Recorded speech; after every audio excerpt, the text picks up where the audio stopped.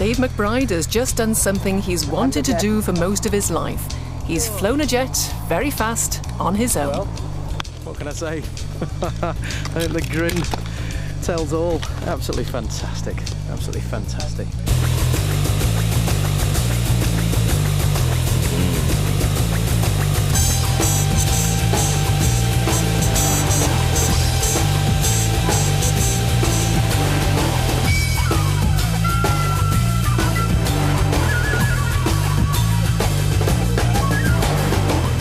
This is the story of a year in the life of a group of pilots as they try to fulfill their ultimate dream.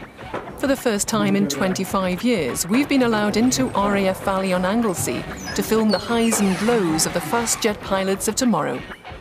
Today is the start of teaching you to take an aircraft as a weapon and go out and kill somebody with it. They spent the first 6 weeks in ground school. Here they got to grips with the jet engine both inside and out.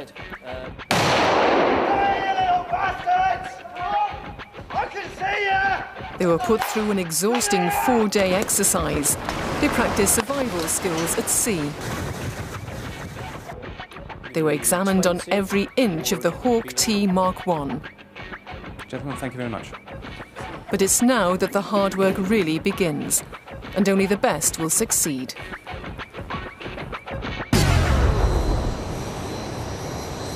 UN weapons inspectors are due to arrive in Baghdad later this morning. Iraq says it will. It's 8 o'clock in the morning. This is the pilot's first day at 208 Squadron, but there's little time to settle in. In 2 hours, they're scheduled to climb into the cockpit of a Hawk T Mark I with an instructor and fly.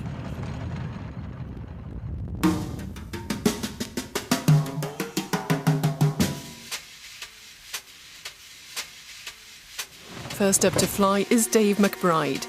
Despite the obvious nerves, Dave is no rookie. He's served as an RAF navigator for 18 years, seeing action in Kosovo and the Gulf. 4 sheets, please. Sierra 1245, down McBride, GH1, 1041 hours, 3 signatures. Good. That's it. Dave, so this is it? 18 years you've been waiting for this moment. How do you feel? Very happy, actually, yeah. Just ready to get on with it. Right, it's the scamping checks then, safe direction, configuration, checking that it's set for us. Throughout all the years he spent in the back seat as a navigator, Dave never stopped dreaming of moving into the front seat as a pilot. He's now been given that chance. And never gave up, right to the point where I should have actually been leaving the Air Force this summer, having done my 18 years as a commissioned officer. And at that point, just still desperate to be a pilot. The world has changed post-Cold War, and now combat pilots are being used as peacekeepers as well as frontline troops. The RAF needs more pilots, and with his experience and commitment, Dave is too valuable to let go.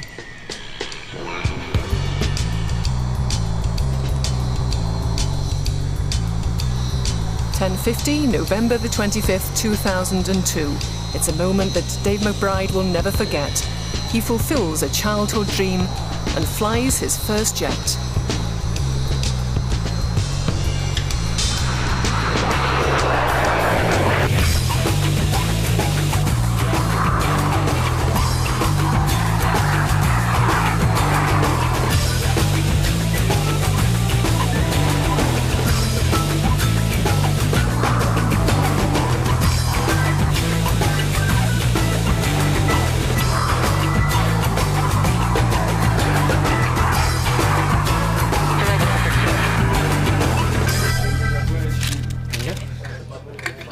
While Dave is in the air, the other pilots settle in. It's an unofficial how far you've got on the course board. I haven't actually got past the first hurdle at the moment, but obviously we've got the start here. Here are the sort of trip numbers. This is the first hurdle, which is your first solo trip. So once you've gone first solo, you're over that. The road ahead is demanding. After just 6 flights, they'll be expected to fly a jet solo. The learning curve then gets steeper and steeper, pushing them to their limits and beyond. Each fence represents a test they must pass to continue. If they can't get over these hurdles, they'll be chopped. What's facing you here, does it appear daunting? Absolutely, yeah, definitely. Rich Fawkes, Lewis Cunningham and Mark Baker are up next.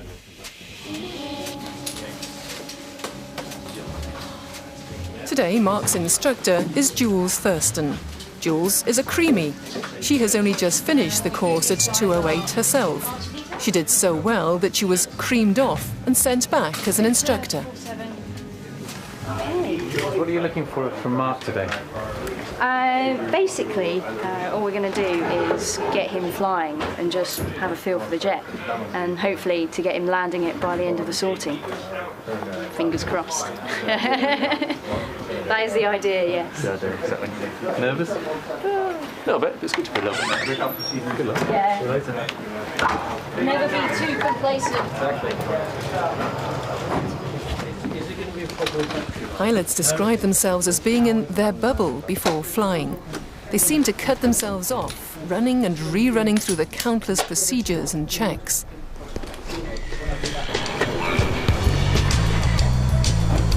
£6 piece. Mark and the other pilots spent 6 weeks learning the theory of how to fly a jet.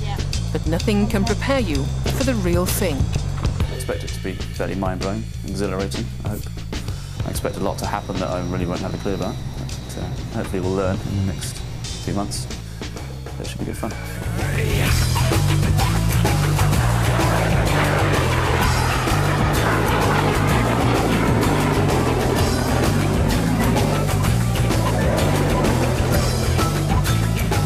RAF Valley covers 6 square miles of the windswept west coast of Anglesey. With 3 runways, 100 sorties are run every day, 5 days a week. It's the busiest military airfield in Britain. There can be up to 30 jets flying at once in the valleys of Wales, the Lake District and Scotland.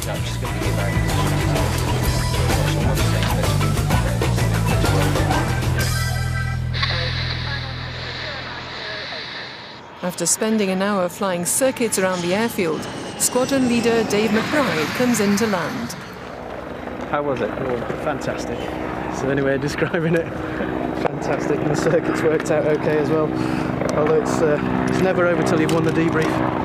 So, is it worth waiting 18 years for?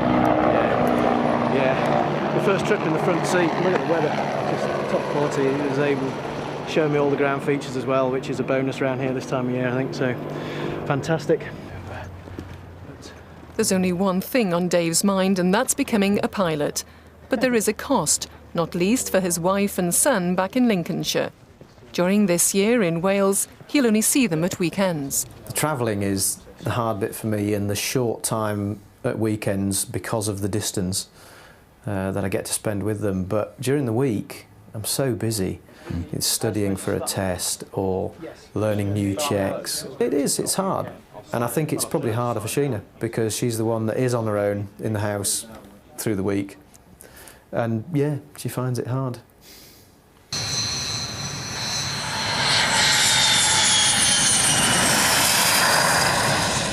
Happy with that? Easy. How goes to Fine. Yes, very good. Not bad for a first sortie at all. Very promising. What was that like? That was fantastic, yeah. It's good. It's nice to sit in the front, be able to see what's going on a bit more. Control it? Yeah. Exactly. We'll try and control it. Any worrying moments? The landing is going to get used to. It's very much a drive it onto the runway, whereas before we've always been flaring and sort of settling it on. A bit different. And in the next half hour, the first weapons inspectors will arrive in Baghdad. All the pilots pass the first flying test, but as the pressure ramps up, things will not be so easy. When pilots fail a trip, it isn't hushed up. It's greeted with ritual humiliation, with the lobster of failure.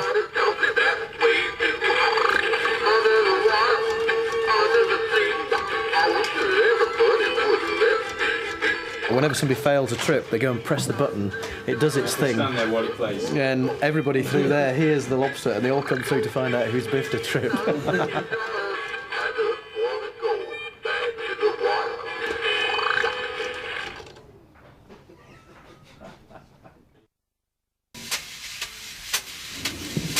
Five round check grouping, centre white aiming mark, we're on time, go on. United Nations inspectors are back in Iraq after nearly 4 years to search for weapons of mass destruction. The head of the UN team, Hans Blix, who's holding talks with senior Iraqi officials, described the situation as tense.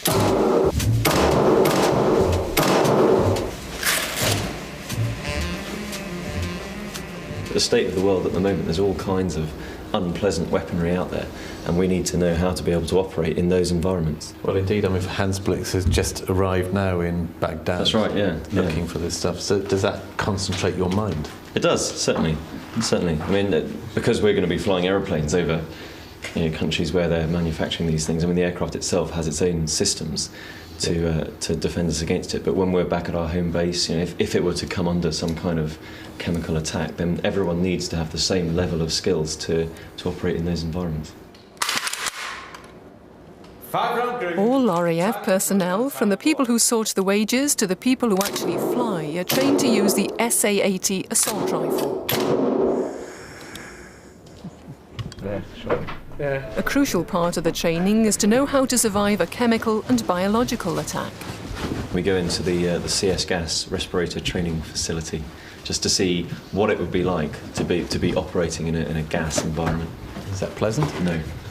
No, it's not. But for that, it's not meant to be pleasant, so that it makes you, really concentrate on what you're doing, so you don't get a lung full of CS.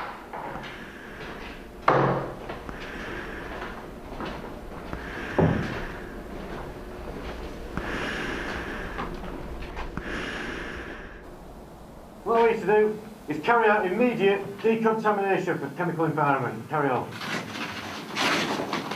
Once in the gas chamber, Lewis and Mark have to remove their masks, decontaminating themselves with pads of Fuller's earth.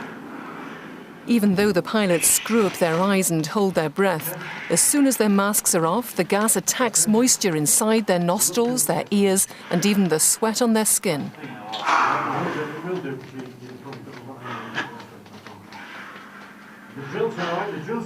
All the pilots are fine, except Lewis. He's clearly in trouble. All right, go on ahead. All right then. Right, everybody wants to follow me out of the chamber. Right. Facing down that way.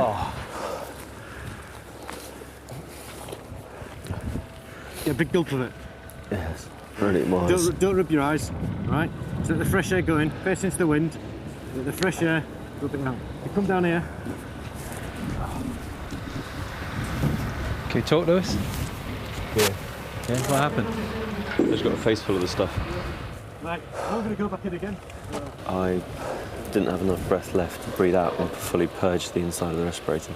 Just ended up getting a face full of the CS. How did it feel? It's horrid. It's a horrid, horrid sensation. It's better now because I've got the wind blowing it off my face. But just for a minute, it was really nasty. I had to come out. I had to stop the drill. But it makes you think that if it was a real chemical weapon, then you'd have to be so perfect and so meticulous with what you were doing. Otherwise, it could easily be dead.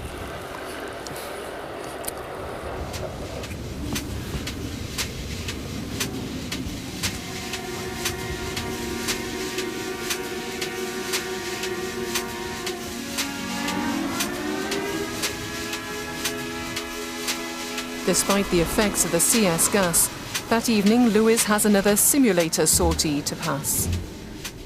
You're going skiing soon? Yeah, quite a lot of it is expected of us here. So, yeah, we're expected to perform, to deliver the goods, I suppose.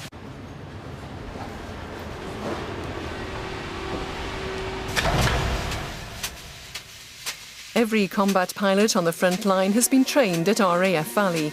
It's the only unit of its kind in Britain. Station Commander Les Garside-Beatty experienced the pressure of fast jet training in the early 70s. Our job is to get them through the flying training here at Valley. And I and my instructors will ensure that we give them every possible help to achieve that. If there comes a stage where it is evident to us that they will not succeed, then of course we will pull the plug. The fast jet course at Valley is gruelling. These pilots with axes above their head did not make the grade. They were chopped. 20% of our students will not complete the course. If he's right, then at least one of the pilots we're following will not make the grade. Only 1 in 40 pilots makes it to fast jets. The pilots at Valley have already excelled, but now they're about to be pushed to their limits.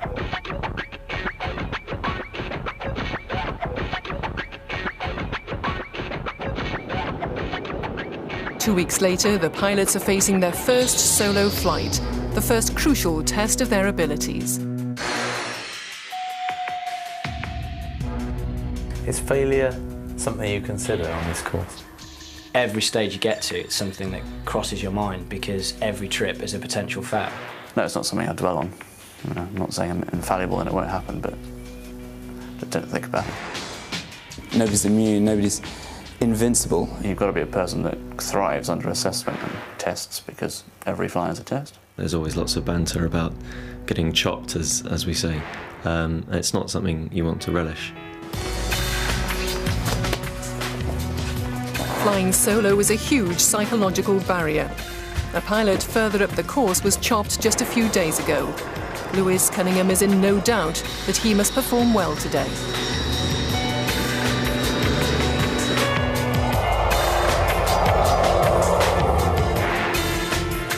Lewis has to demonstrate to his instructor that he has the skill to take a £15 million jet up on his own and land it safely.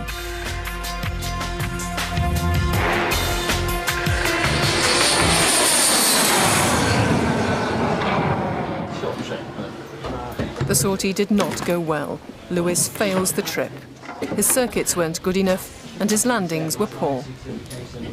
Claude and Rob Leather, could you contact ops please? Claude or Rob Leather? I don't know, I see the first solo in the Hawk as quite a big step.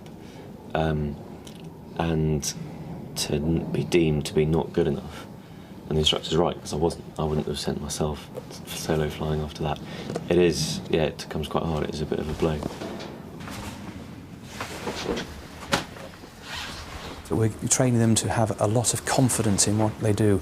We're training them to think at quite incredible speeds. The aircraft flies at 7 miles a minute. They have to be able to process that sort of information that quickly to fly safely. What occasionally happens is that somebody reaches the limit of what we call their mental capacity. And I feel at the moment like I haven't got any at all, which to my way of thinking doesn't bode particularly well. But it comes as you get more comfortable with flying the aircraft and thinking about what's happening. That enables you to free up some of this capacity, which is not a tangible thing, it just exists, or in my case doesn't exist yet. It frees up more of your brain to work on the real sort of finesse stuff. Yeah. Which at the moment is what I'm having trouble with. Well, I'm having trouble with the basics, but the finesse will come. It does worry me. But everyone has a bad trip now and again. I just hope that what happened this morning was mine.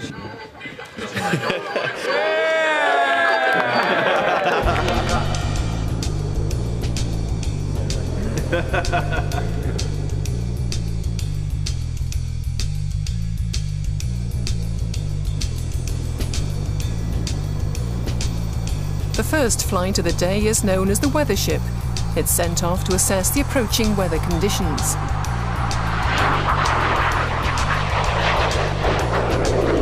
It's not good news. The temperature is -7. The wind is gusting to 40 knots.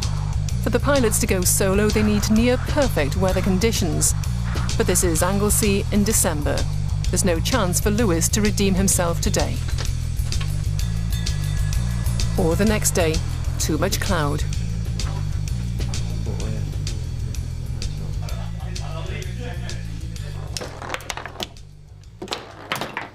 United Nations officials are analysing the thousands of pages of Iraq's weapons declaration. In fact, they have to wait a whole week. There's either too much wind, too much rain, or too much cloud. Mass destruction. But the United States and Britain will be looking for evidence that Iraq is concealing some of its weapons. We need fairly good weather to do it, to be clear to do it. We can't go through cloud yet because we haven't been taught how to do it. So if we were going around the island and just inadvertently went into cloud, then that would be potentially a very dangerous position to be in because we'd be quite low. with no kind of radar clearance, no idea really of how to fly in cloud. So to make sure all the bases are covered, the squadron need to make sure that the weather is fit to send us. It's got to be pretty good.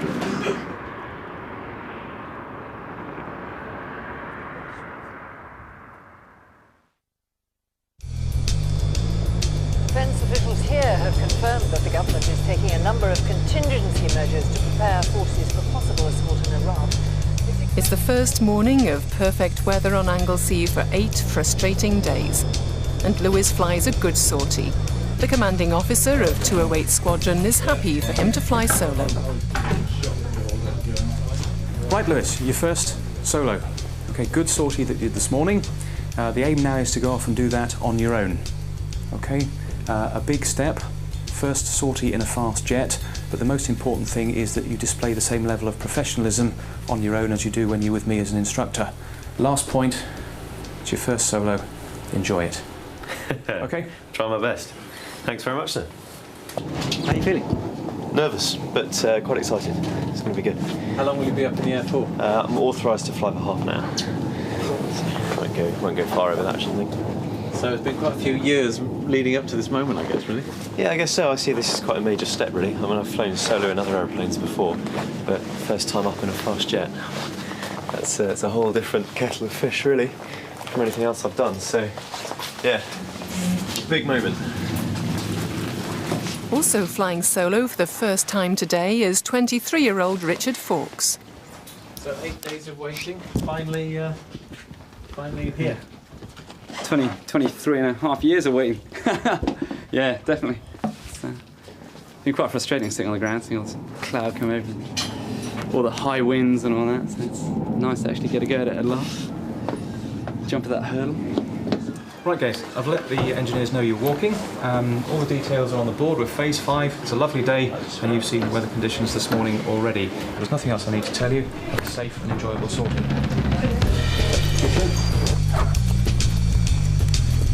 Good luck, mate. Yeah, have fun, mate.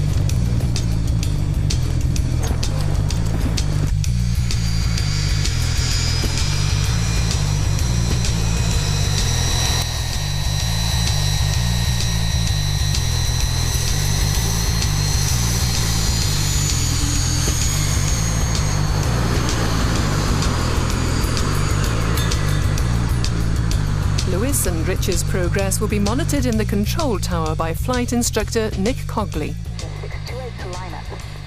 Lewis is off first. That's a start. He's got everything in the right place. So. Oh, we won. Final's good now.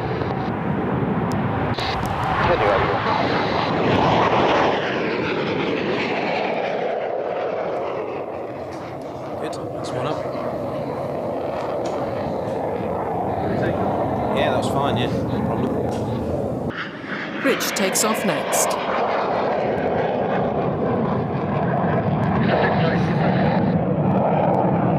Good. Happy with that as well. Everyone down control. We can keep an eye on them. We've got a little screen over here where we can actually track them going around the island. Crash vehicle, cross 1-4. So this is one of them here.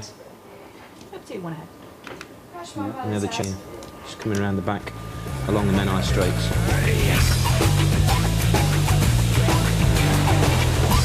At 500 miles an hour, it takes just a few minutes for Lewis to go right around Anglesey, from the Menai Strait to Holyhead.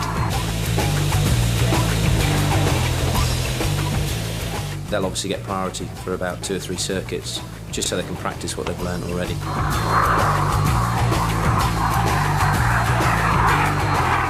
On their first solo flight, Lewis and Mark should have clear skies around Valley. But 2 American F-15 fighter planes have requested air traffic control for an emergency landing. Lewis finds himself in their path and has to get out of the way quickly. An unexpected complication to his first solo flight.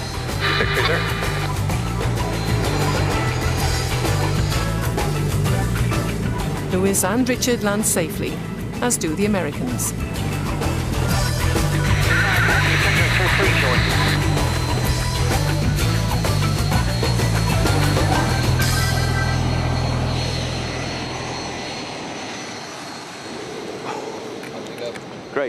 Yeah, really good fun.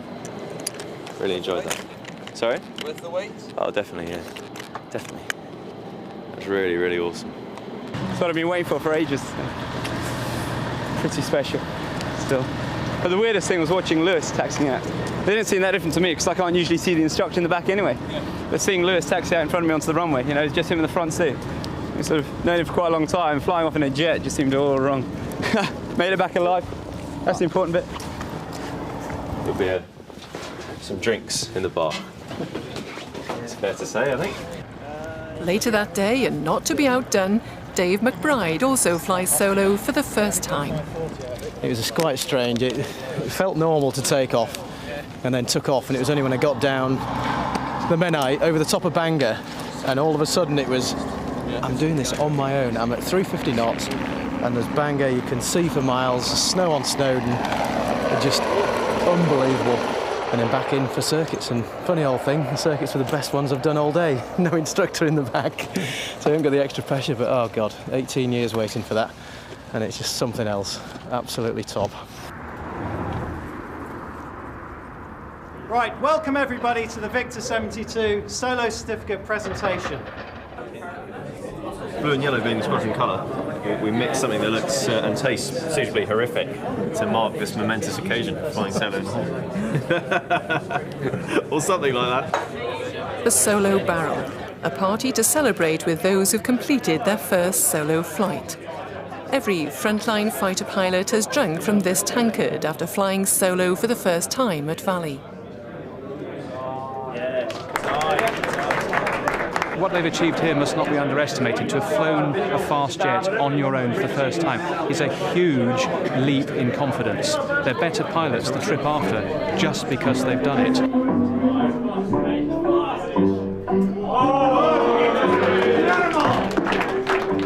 Every single fast jet pilot that has succeeded on 208 Squadron has drunk from that pot. What's in it isn't important, but the fact that they've taken part in the celebration of, with their comrades, with their friends, with their colleagues, and with the people who teach them to fly is the important thing. One day they're going to have to go to war, and they're going to go there because they're part of the organisation, they're part of their mates, they're not going to let their mates down. So this is what it's about, esprit de corps, camaraderie.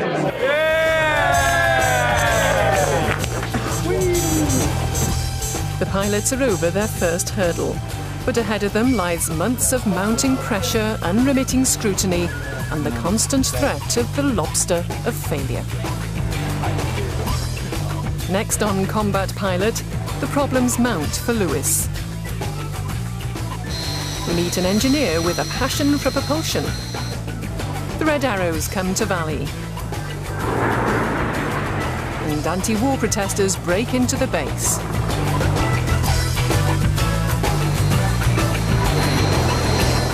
You can find out more about the making of Combat Pilot and about Live for the RAF Valley recruits at bbc.co.uk/combatpilot.